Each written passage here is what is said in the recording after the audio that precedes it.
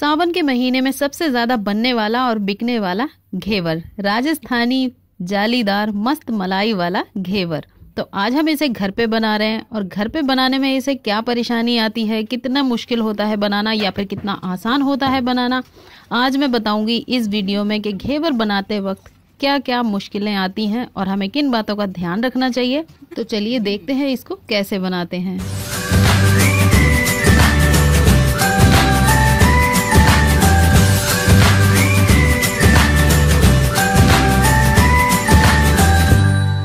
Hello दोस्तों, अस्सलाम वालेकुम। कैसे हैं आप सब? मैं हूं रश्मि और आप मेरे साथ देख रहे हैं जायका रसोई। चलिए तो फिर सबसे पहले हम घेवर बनाना स्टार्ट करते हैं। यहाँ पर हमने लिया है 25 ग्राम घी। घी आप देसी ले लें या फिर डालडा ले लें, वो आपकी मर्जी है। और ये मेल्ट किया हुआ घी है, इसको हमने एक बड़े से बर्तन में डाल लिया है और हमने लिए हैं बर्फ़ के थोड़े से टुकड़े। इस बर्फ़ के साथ हम इस घी को जमाएंगे, इस तरह से घुमाते रहेंगे तो बस बर्फ़ डलते ही घी जमना शुरू हो जाता है। और ये देखिए बहुत अच्छे से घी जम गया है दोबारा से। तो ये जो बर्फ़ के टुकड़े बचे हैं इसको हम बाहर निकाल लेते हैं और इसमें जो पानी है इस पानी को भी हम बाहर निकाल लेते हैं। इस पानी का हमें यूज़ नहीं करना। तो अब ये जो जमा हुआ घी है इसको हम इस तरह से हाथों से घुमाते रहेंगे, मलते रहेंगे। इसको हमें बनाना है बिल्कुल सॉफ्ट, मक्खन जैसा। जैसे कि छाछ से मक्खन निकालते हैं वो उतना सॉफ्ट होता है ना, बिल्कुल वैसे ही। क्योंकि जब ये हम इसे आइस में डालते हैं तो फिर इसमें क्या होता है, लम्स बन जाते हैं और उसको हमें मलना है और इस तरह से बिल्कुल सॉफ्ट बना लेना है। इसमें ध्यान रहे जो घी है हमारा, इसमें एक भी छोटा सा भी लम्स ना हो। इसमें थोड़ी देर तो लगती है, ये मुझे फेंटते हुए इसको 15 मिनट हो गए हैं तब जाके ये इतना सॉफ्ट हुआ है। फिर हम क्या करेंगे, जब ये सॉफ्ट हो जाएगा तो इसमें हम थोड़ी थोड़ी मैदा मिक्स करेंगे। इस तरह से मैदा डालेंगे और मैदा यहाँ पे मैंने ली है 250 ग्राम, यानी कि 250 ग्राम मैंने मैदा ली है। तो मैदा को हम 2 से 3 बार में सारी इस तरह से इसमें मिक्स कर लेंगे, थोड़ी थोड़ी डालकर। और अच्छी तरह से पूरी मैदा में बढ़िया से हम मसल के इस घी को मिक्स कर लेंगे। तो ये देखिए इसमें भी कोई लम्स ना बचे। तो बहुत अच्छे से हमने इसको मिक्स कर लिया है। अब इसमें हम थोड़ा थोड़ा पानी डालकर इसका एक घोल बना लेंगे। पहले हमें शुरुआत में थोड़ा थोड़ा पानी डालना है, थोड़ा थोड़ा पानी डालते हुए हमें इसका एक घोल बना लेना है। अगर एक साथ पानी डाल देंगे तो फिर इसमें बहुत सारे लम्स हो जाएंगे, थोड़े थोड़े लम्स बचेंगे तो उनका भी हम इलाज करेंगे बाद में।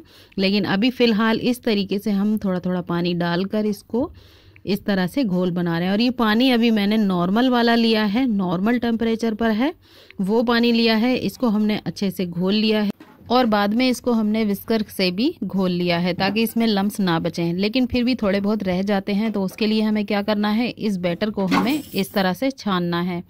तो हमने यहाँ पर एक बड़ा सा बर्तन ले लिया है गहरा, उस पर हमने स्ट्रेनर रख लिया है और इसको हमने छान दिया है। तो ये वाला स्टेप भी बहुत ज़रूरी है। अब ये देखिए हमारा एकदम घोल एकदम स्मूथ तैयार हो गया है। अब इसमें हम थोड़ा सा पानी और डालेंगे और ये वाला पानी हमारा चिल्ड है, एकदम चिल्ड वाटर लेना है। हमें इस बैटर को ठंडा रखना है, नॉर्मल या फिर गर्म ना होने दें, इसको बिल्कुल ठंडा रखें। अच्छा, इस बैटर को हमें काफ़ी पतला रखना है। अगर हम इसे गाढ़ा रखेंगे, थोड़ा बहुत गाढ़ा रह गया तो फिर क्या होगा कि अच्छी सी जाली नहीं बनेगी, घेवर जालीदार नहीं बनेगा। अभी ये मुझे थोड़ा सा गाढ़ा लग रहा है तो थोड़ा पानी में और डालूंगी। तो थोड़ा पानी और डालने के बाद हमारा जो घोल था वो परफेक्ट तैयार हो गया है। अब इसको हम रख देते हैं फ्रिज में। जब तक हमारी चाशनी बनेगी तब तक हमारा जो बैटर है वो कहीं गर्म ना हो जाए, इसलिए हमें इस बात का ध्यान रखना है। तो हमें इसे फ्रिज में रखना है या किसी बर्फ़ वाले पानी में रखना है। और यहाँ पर अब हम करते हैं तैयारी चाशनी बनाने की। तो चाशनी बनाने के लिए हमने यहाँ पर एक बड़ा कप, 1 से 1.5 कप हमने यहाँ पर चीनी ली है और उसमें 1 कप हमने पानी डाल दिया है। 3 से 4 हमने इलायची डाल दी हैं, आप चाहें तो पाउडर भी डाल दें। और थोड़ा सा हम इसमें डाल देते हैं फूड कलर, ऑरेंज वाला फूड कलर है ये, इसको आप स्किप कर सकते हैं। और अब हम इस चाशनी को पकने रखते हैं। तो ये देखिए चाशनी में उबाल आ गया है। उबाल आने के बाद हम इसको 4 से 5 मिनट के लिए पकने देंगे ताकि ये अच्छे से पक जाए और एक तार की चाशनी हमें बनानी है। तो ये देखिए चाशनी हमारी बनकर तैयार हो गई है। तो अब हम इसमें डाल देते हैं 1 स्पून नींबू का रस। नींबू का रस डालने से क्या होता है, चाशनी जब हम रख देंगे ठंडी होगी तो ये जमेगी नहीं, ऐसी ही रहेगी। तो चाशनी को करते हैं साइड और अब चलते हैं अपने तीसरे स्टेप की तरफ। तो यहाँ पर अब हमें बनानी है रबड़ी। रबड़ी बनाने के लिए हमने यहाँ पर 1 लीटर फुल फैट दूध लिया है और उसको हमने रख दिया है चूल्हे पर गर्म होने, यानी कि उबलने के लिए। तो अब हम क्या करेंगे, दूध हमारा उबल रहा है, तब तक हमने थोड़ा सा दूध अलग ले लिया है एक बाउल में और उसमें हम डाल रहे हैं 100 ग्राम मिल्क पाउडर। मिल्क पाउडर डालकर हम इसको अच्छे से मिक्स कर देते हैं ताकि इसमें लम्स ना बचें। इससे क्या होता है, दूध में जल्दी से गाढ़ापन आ जाएगा। और हमने यहाँ पर लिए हैं ये 3 ब्रेड की जो डार्क वाली साइड थी उनको हमने हटा दिया है। हमने ये इस तरह से कट कर लिए हैं। अब इनका हमने बना लिया है पीस कर पाउडर, मतलब ये हमने पीस लिए हैं। इससे क्या होगा, रबड़ी में दाना आएगा। हम क्या कर रहे हैं, इंस्टेंट रबड़ी बना रहे हैं, तो इसलिए हमने ब्रेड का इस्तेमाल किया है। अगर आप चाहें तो नॉर्मल जैसे रबड़ी बनती है वैसे बना सकते हैं। अब हमारा दूध उबल गया है, इसमें हम डाल देते हैं चीनी। तो मैंने यहाँ पर 4 से 5 स्पून चीनी ली है। मीठा आप जैसा भी खाते हो वैसा रख लें, कम या ज़्यादा कर सकते हैं। और इसमें डाल दिया है मिल्क पाउडर वाला जो मिल्क था वो हमने बना कर रखा था, वो हमने डाल दिया है। और इसमें साथ ही डाल देते हैं ये ब्रेड जो हमने पीस कर रखे थे। अब इसको हम पका लेते हैं। ये थोड़ी ही देर में गाढ़ा होने लगेगा मिल्क पाउडर की वजह से। और फिर हमने काफ़ी देर तक दूध को पका भी लिया है, 10 से 15 मिनट। और ये देखिए अभी लग रहा है ना इसमें दाने दाने आ गए हैं, लेकिन ये ब्रेड के दाने हैं, क्योंकि हम इंस्टेंट रबड़ी बना रहे हैं इसलिए हमने ये वाला काम किया है।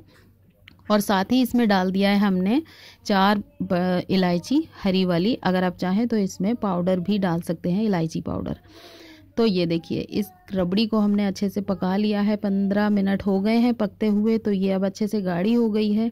अब हम इसे इतना पतला ही उतार लेंगे, अगर ज़्यादा गाढ़ा करेंगे तो फिर ये बहुत थिक हो जाएगी ठंडा होने के बाद। तो रबड़ी को ठंडा होने के लिए रख देते हैं। और अब हम चलते हैं घेवर बनाने की तरफ। तो घेवर बनाने के लिए हमने यहाँ पर एक भगोने में घी ले लिया है। आधा हमने घी लिया है और आधा यहाँ पर हमने रिफाइंड लिया है। तो इसको हमने तेज़ गरम कर लिया है। अब ये देखिए तेज़ गरम हम घी में जब ये ठंडा ठंडा बैटर की ड्रॉप डालेंगे तो किस तरह से घी एकदम ऊपर आता है। तो ये वाला स्टेप बहुत ध्यान से करना है, थोड़ा दूर से करना है। कोई लंबा कपगीर ले ले, बोतल बिल्कुल ना ले। मैं नहीं कहूँगी बोतल लेने के लिए, क्योंकि उससे आपके हाथ पे भी छींटें बहुत आ सकती हैं, आपका हाथ जल भी सकता है। तो ये इस तरह से आप थोड़ा थोड़ा डालते रहें और ये इस तरह से जो आप छुरी ले लें बीच पे से उसको जगह बनाते रहें, क्योंकि जो बीच में जगह बनेगी उसी में हमें ड्रॉप डालनी है। तो बस इस तरह से बार बार डालते रहें और इस बात का बहुत ध्यान रखें, दूर से डालना है वरना तो जल भी सकते हैं। तेल जो हमारा घी है वो बहुत ज़्यादा तेज़ घी में डालने से ऊपर आता है, तो वो काफ़ी ऊपर आ जाता है। ये आप देख सकते हैं मेरा चूल्हा कितना गंदा हो गया है, उस पर इतना सारा घी ऊपर आ गया है।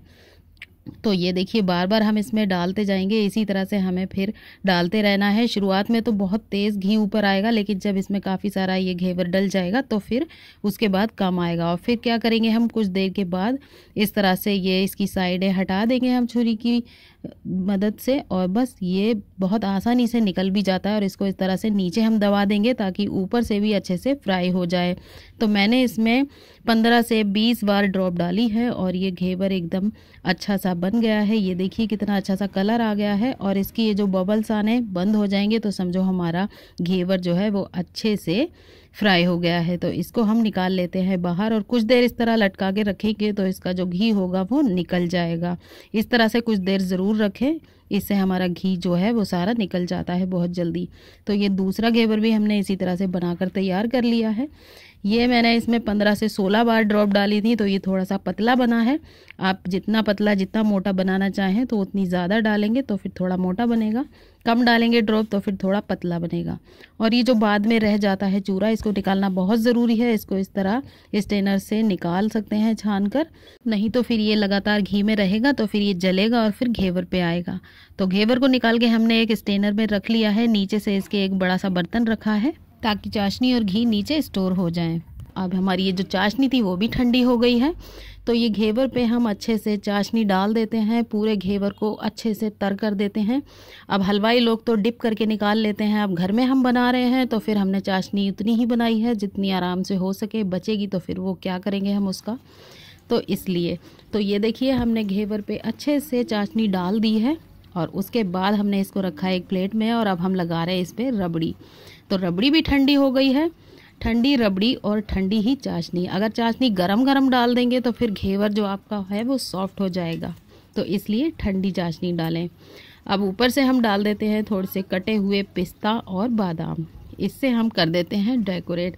अब आप चाहें तो रबड़ी के साथ घेवर को खाएं या फिर आप इसी तरह चाशनी वाले घेवर के ऊपर थोड़े से ड्राई फ्रूट डालें और इसी तरह से क्रंची वाला खाएं। आपको जैसे अच्छा लगता हो आप वैसे खाएं। इतना महंगा घेवर जो बाहर से मिलता है, अब आप उसे आसानी से घर में बना सकते हैं बहुत ही मतलब कम पैसों में। टाइम तो खैर पूरा लगेगा आप लोगों को क्योंकि इसमें टाइम ज़्यादा लगता है, लेकिन ये है कि अपने हाथों से बनाकर खाएंगे तो उसकी तो बात ही कुछ और होती है। तो दोस्तों, आप लोगों को मेरी घेवर की रेसिपी कैसी लगी? अगर रेसिपी अच्छी लगी हो तो लाइक शेयर कमेंट कीजिए और मेरे चैनल को सब्सक्राइब कीजिए। तो चलती हूँ, मिलती हूँ आपसे अगली वीडियो में। तब तक के लिए अल्लाह हाफिज़।